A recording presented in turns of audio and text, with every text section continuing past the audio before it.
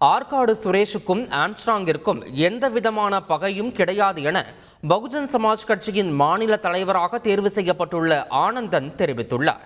இதுகுறித்து செய்தியாளர்களிடம் பேசிய அவர், ஆற்காடு சுரேஷ் கொலைக்கு பழிக்கு பழியாக இந்த கொலை நடந்ததாக பொய்யான தகவல் பரப்பப்பட்டு வருவதாக தெரிவித்தார்.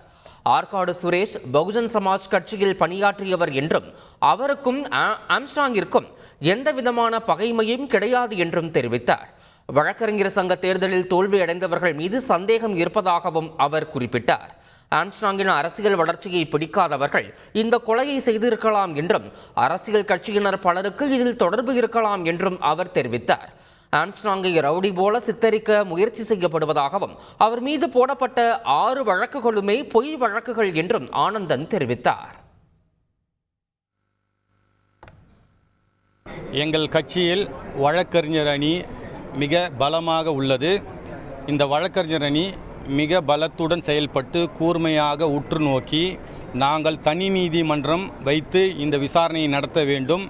அப்படி தனி நீதிமன்றம் வைக்கும்போது டே டு டே பேஸ் என்று சொல்வார்கள்.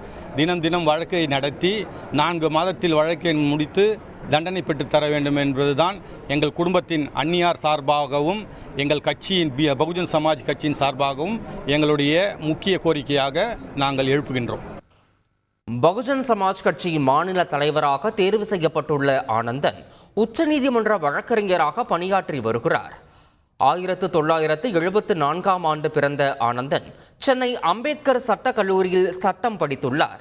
26 ஆண்டுகளாக வழக்கறிஞராக பணியாற்றி வரும் ஆனந்தன் சுயமரியாதை திருமணம் செல்லாது என தனி நீதிபதி பிறப்பித்த உத்தரவை எதிர்த்து மேல்முறையீடு செய்து சுயமரியாதை திருமணம் செல்லும் என்ற உத்தரவை பெற்றுக் கொடுத்துள்ளார். மறைந்த ஆம்ஸ்ட்ராங் மீதுள்ள பல வழக்குகளில் ஆனந்தன் ஆஜராகியுள்ளார்.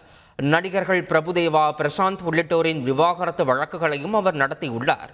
கடந்த 2006ஆம் ஆண்டு முதல் பகுஜன் சமாஜ் கட்சியில் ஆம்ஸ்ட்ராங்குடன் இணைந்து பயணித்து வந்த ஆனந்தன் 2009ஆம் ஆண்டு நாடாளுமன்ற தேர்தலில் திருவள்ளூர் தொகுதியில் போட்டியிட்டு 41,000 வாக்குகள் பெற்றுள்ளதும் குறிப்பிடத்தக்கது.